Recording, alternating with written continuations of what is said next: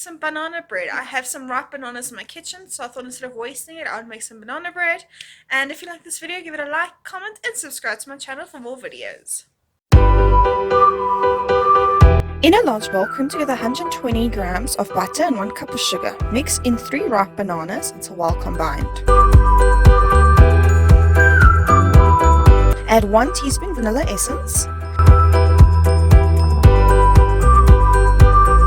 Add 2 eggs, one at a time.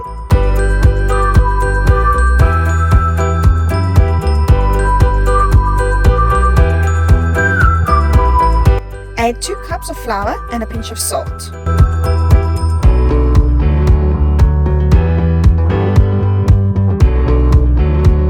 Add 1.5 teaspoons of baking powder. Mix until it's all well combined. Dissolve 1 teaspoon of bicarbonate of soda into 65 ml of water. Add to the mixture until well combined.